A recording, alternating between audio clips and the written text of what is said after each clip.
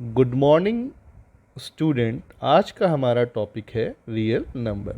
ठीक, देखिए real number क्या है इसके बारे में हमने प्रीवियस क्लास में पढ़ रखा है कि कोई भी ऐसा नंबर जो रियल नंबर लाइन में रिप्रेजेंट कर सके, जिसको रिप्रेजेंट किया जा सके, ऐसे नंबरों को हम कहते हैं रियल नंबर। बेसिकली ये होते क्या है, ये कलेक्शन है रेशनल और इरेशनल नंबर का। ठीक, तो क्लास 10th में हमारा पहला ही टॉपिक है आपका रियल नंबर। तो रियल नंबर में कौन कौन से नंबर आते हैं, देखिए ये भी हम पहले ही पढ़े हुए हैं। तो इसमें सबसे पहले आता है नेचुरल नंबर। तो नेचुरल नंबर कोई नया नहीं है हमारे लिए। जितने भी काउंटिंग नंबर हैं 1 से लेके इनफाइनाइट तक, उन सभी नंबरों को हम क्या कहते हैं, natural number denoted by n। ठीक है, 1 यहाँ पे सबसे छोटा नेचुरल नंबर है। ठीक, और ये पॉजिटिव इनफाइनाइट तक जाएगा।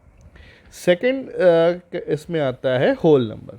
ठीक है, होल नंबर क्या होते हैं, इन सभी काउंटिंग नंबर्स में अगर ज़ीरो को इंक्लूड कर दिया जाए तो जो नंबर सिस्टम बनेगा हमारा वो क्या बनेगा, होल नंबर। देखिए 1 2 3 4 में ज़ीरो को भी इंक्लूड कर दिया गया और ये इनफाइनाइट तक जा रहा है। ठीक, डिनोटेड बाय W। तीसरा आता है हमारा इंटीजर्स। इंटीजर्स क्या होते हैं भाई, काउंटिंग नंबर हो गए, निगेटिव नंबर, निगेटिव हो गया काउंटिंग नंबर का, और ज़ीरो हो गया। जब इन तीनों को मिला के कलेक्ट करके हम कुछ बनाएंगे तो जो नंबर बनता है उससे हम क्या कहते हैं, इंटीजर्स। ठीक है, देखिए ध्यान से देखिए, ये ज़ीरो है, इधर 1 से लेके पॉजिटिव इनफाइनाइट तक नंबर गए हैं, इधर -1 से लेके निगेटिव इनफाइनाइट तक नंबर गए हैं। ज़ीरो यहाँ पे ना तो पॉजिटिव है ना ही निगेटिव है। ठीक है, इंटीजर्स को हम z और i से डिनोट करते हैं। इंटीजर के बाद हमारा नंबर आता है रेशनल नंबर। ठीक, रेशनल नंबर क्या होता है भाई, कोई भी नंबर जिसे हम p/q के फॉर्म में रिप्रेजेंट कर सके और वहाँ पे q की वैल्यू कैसी ना हो, ज़ीरो नहीं होनी चाहिए। ठीक, तो q की वैल्यू ज़ीरो नहीं होनी चाहिए और p और q दोनों कैसे होने चाहिए, इंटीजर्स होने चाहिए। Where p and q are integer, जहाँ पे p और q दोनों कैसे हों, इंटीजर हों। ठीक, तो कहने का मतलब हम कह सकते हैं कि ये इंटीजर अपॉन इंटीजर का फॉर्मेट है। ठीक, तो ये एग्जाम्पल दिया हुआ है -1 -1/3 0 1/3।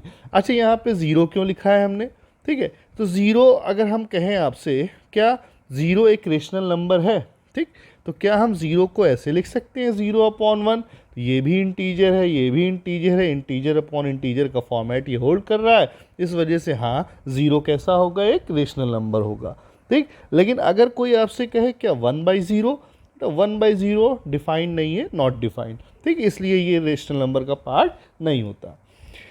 तो रेशनल नंबर में जब हम इसका डेसिमल एक्सप्रेशन में इसको लिखते हैं या इसको डेसिमल करते हैं, पी को क्यू से डिवाइड करते हैं, तो दो टाइप के यहाँ पे डेसिमल आते हैं। एक होता है टर्मिनेटिंग डेसिमल और दूसरा होता है नॉन टर्मिनेटिंग या रिकरिंग डेसिमल। ठीक है, तो जब किसी नंबर को डिवाइड करने पे डेसिमल के कुछ पॉइंट्स के बाद अगर वो नंबर पूरी तरीके से एंड कर जाए तो ऐसे नंबर को हम कहते हैं टर्मिनेटिंग डेसिमल, और जो रिपीट करने लगे डेसिमल के कुछ पॉइंट्स के बाद, ठीक, तो उस टाइप के नंबर्स को हम कहते हैं रिकरिंग डेसिमल।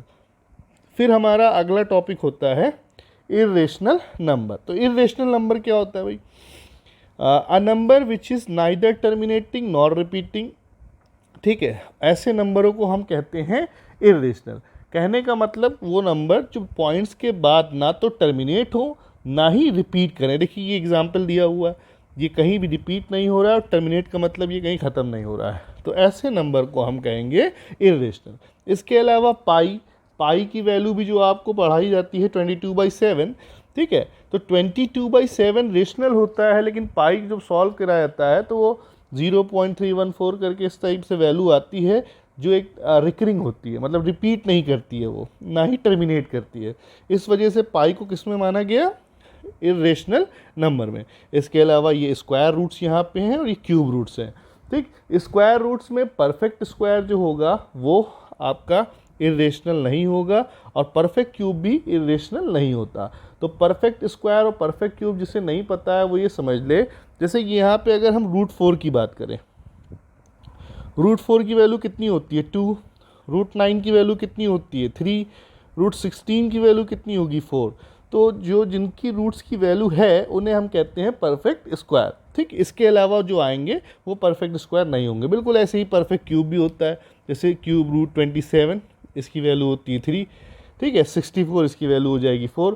तो ये क्या है हमारे परफेक्ट क्यूब। तो परफेक्ट स्क्वायर और परफेक्ट क्यूब को छोड़ के, ठीक, जो भी नंबर यहाँ पे लिखे हुए हैं वो सब किस में आते हैं, इरेशनल नंबर में। अब हमारा नेक्स्ट टॉपिक यहाँ पे है यूक्लिड डिवीज़न लेमा।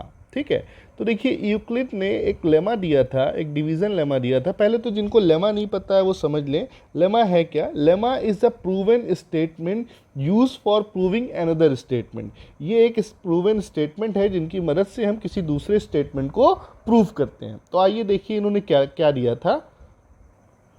तो यूक्लिड ने कहा था कि अगर कोई दो पॉजिटिव इंटीजर a और b हैं, then there exist a unique whole number q and r जो इसको फॉलो करेंगे। a is equal to B Q plus r, जहाँ पे r की वैल्यू 0 के b के, ठीक है, less than 0 and less than b के बीच की होगी।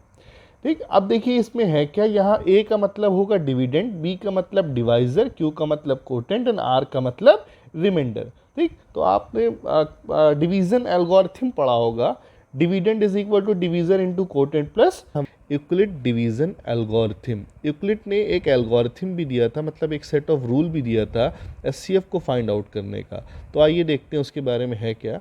तो यूक्लिड डिवीजन एल्गोरिथम है क्या, ये एक टेक्निक है जिसकी मदद से हम किसी दो पॉजिटिव नंबर के एचसीएफ निकालते हैं। ठीक, आइए इसमें कुछ स्टेप इसके एल्गोरिथम यहाँ लिखे हुए हैं। स्टेप नंबर 1 क्या है, देखिए ख़ास बात यहाँ पे रहेगी, अगर ए बी से बड़ा है, ठीक है, तब आप क्या करोगे, ए को डिवाइड करोगे बी से, तो आपको क्यू नाम का एक कोटेंट मिलेगा और आर नाम का एक रिमाइंडर मिलेगा जो ये एल्गोरिथम फॉलो करेगा। A is equal to B Q plus R, ठीक, और आर की वैल्यू 0 से बी के बीच में होगी।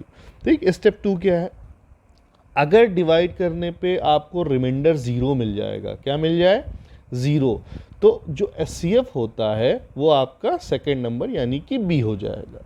लेकिन अगर आपको 0 नहीं मिलता है, अगर आपको डिवीज़न में मान लीजिए कई बार ऐसा होता है कि 0 नहीं आता है, तो आपको ये पूरा प्रोसेस फिर से एक बार करना पड़ेगा, और ये प्रोसेस आपको तब तक करना पड़ेगा जब तक कि आपको 0 ना मिल जाए। देखिए अब हमें एक छोटा सा क्वेश्चन हम इस पर सॉल्व करेंगे। We have to find out the HCF of 240 and 128। तो इसके लिए मैंने डिवीज़न जो है या साइड में कर लिया है। ठीक है, क्या किया है, देखिए 128 को 240 से जब डिवाइड किया, ठीक है, 1 टाइम्स में आया, 128 माइनस किया, 112 आ गया। देखिए रिमाइंडर यहाँ पे 0 नहीं आया। ठीक है, तो फिर से ये प्रोसेस को कंटिन्यू किया, सेकेंड टाइम 16 आया, फिर रिमाइंडर देखिए यहाँ पे 0 नहीं आया। ठीक है, और लास्ट में देखिए यहाँ पे आपका रिमाइंडर कितना आ रहा है, 0। ठीक है, तो ये 16 इसका एचसीएफ है। आइए इसको लिखेंगे कैसे, इसके ऊपर बात करते हैं। ठीक, सबसे पहले देखिए 240 और 128 में 240 बड़ा है, तो 240 इज ग्रेटर देन 128, तो हम अप्लाई करेंगे यूक्लिड डिवीज़न लेमा रिपीटेडली तब तक जब तक कि आपको रिमाइंडर 0 ना मिल जाए, जब तक कि आपको रिमाइंडर 0 ना मिल जाए। ठीक है, तो देखिए इसको लिखते कैसे, बिल्कुल वही सेम चीज़ है। यहाँ पे डिविडेंड कौन है, 240 है, 240 पहले लिख दिया। फिर डिविडेंड कौन है, 128 इंटू कोटेंट 1 है, और पहले वाले केस का रिमाइंडर कितना आया था, 112। ठीक है, तो देखिए 112 जब 0 नहीं था तो हमने ये प्रोसेस दोबारा किया। ठीक, फिर हम क्या लिखेंगे इस बार, आप अपने से बताइए, इसमें डिविडेंड कौन है, 128 is equal to 112 into 1 plus 16, देखिए यही लिखा है। नेक्स्ट देखिए तीसरा स्टेप भी आप बिल्कुल ऐसे ही लिखेंगे, 112 is equal to 16 into 7 plus 0, और जैसे ही you should get the reminder 0, आप कह सकते हो कि 16 इज द एचसीएफ। क्यों, क्योंकि a is equal to B Q plus r, यानी कि b यहाँ पे कौन है, 16 है। ठीक, तो देखिए ऊपर वाले का जो रिक्वायर्ड एचसीएफ था वो कितना आया, 16 आया। अब इसमें क्या करना है आपको, इसमें हमको 3 नंबरों का यूक्लिड डिवीज़न एल्गोरिथम के मेथड से एचसीएफ को फाइंड आउट करना है।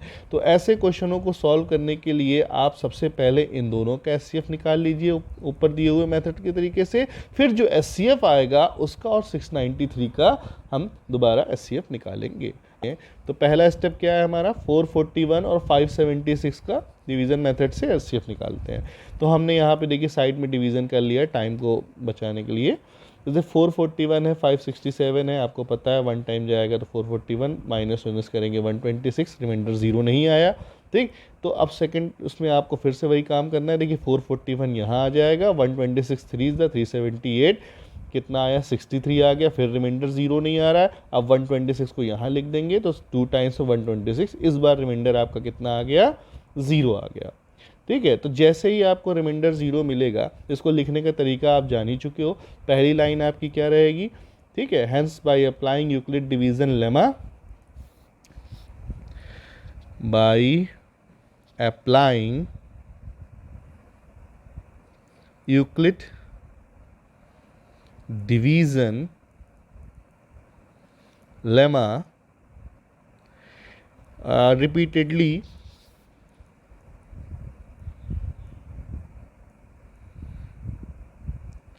repeatedly